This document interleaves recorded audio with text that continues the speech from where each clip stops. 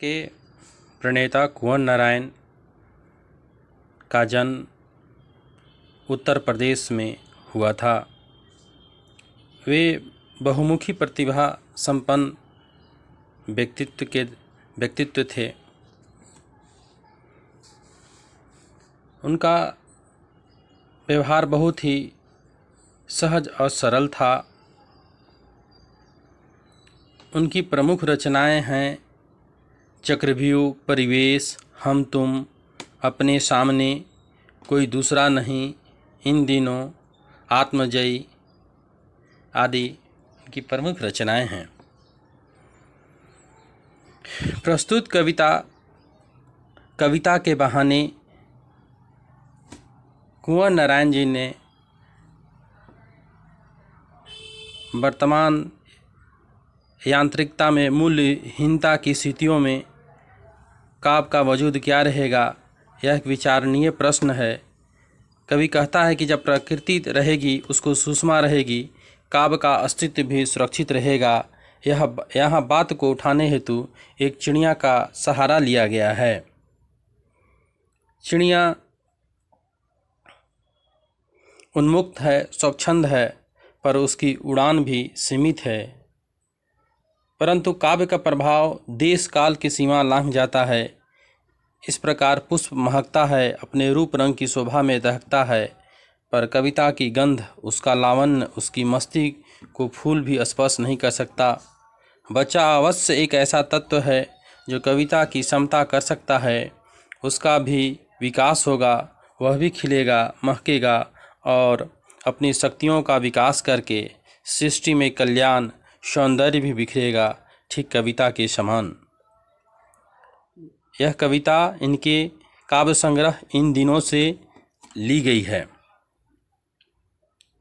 प्रथम पद में कवि ने कहा है कि कविता कोई स्थिर या जड़ नहीं है, वह गतिशील है।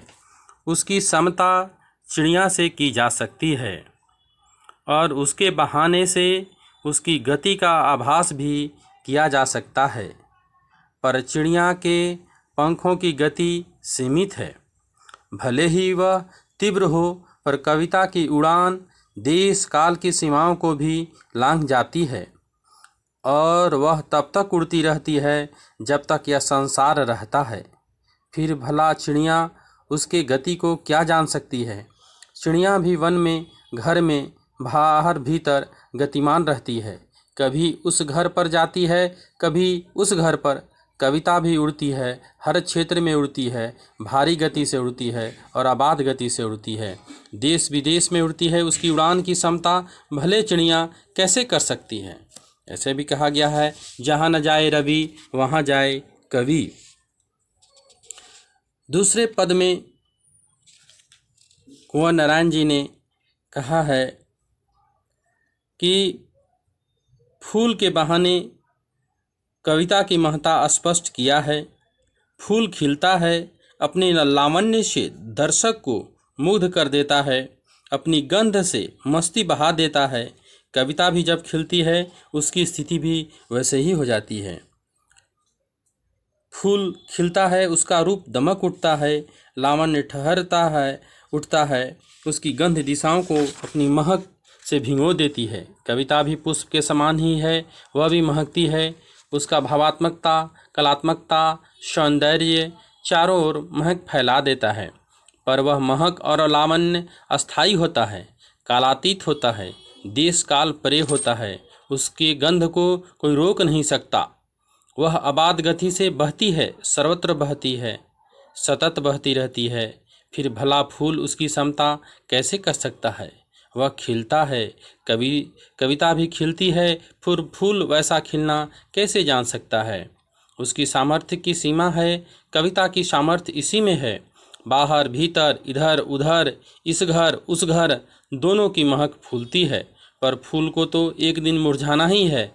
आज महका है, कल नहीं तो परसों मुरझा ही जाएगा, पर कविता आज खिली है, कल भी खिली रहेगी, सदा सवेरा खिली रहेगी और वैसे ही महकती रहेगी जैसी आज महक रही है। अतः बेचारा फूल कविता का खिलना महकना कैसे जान सकता है। तीसरे पद में कवि ने कहा है कि फूल मुरझा जाता है पर बच्चा विकासमान रहे, वह विकसित होता है। फूल के सामने सीमित संभावनाएं हैं पर कविता के सामने ये संभावनाएं असीम रहती हैं। इसी प्रकार बच्चा भी ऊर्ध्वगामी है, अतः उसके सामने भी ढेरों संभावनाएं हैं। अतः कवि कहता है कि कविता एक खेल है। बच्चों के बहाने खेल में सीमा बंधन नहीं होता, उसकी गति सर्वत्र रहती है। कोई घर कोई आंगन उसके लिए बटा नहीं है, आबाद नहीं है, बहिष्कृत नहीं है।